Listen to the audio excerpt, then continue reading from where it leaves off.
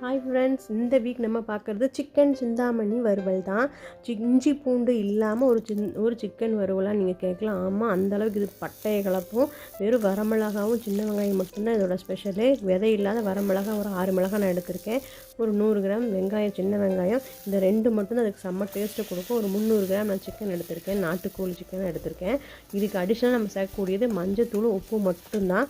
தண்ணி பார்த்திங்கன்னா இதில் இருக்கிற தண்ணியிலேயே தான் நம்ம வேக வைக்க போகிறோம். பாருங்கள், இதில் இருக்கிற தண்ணியே தான் வந்திருக்கு.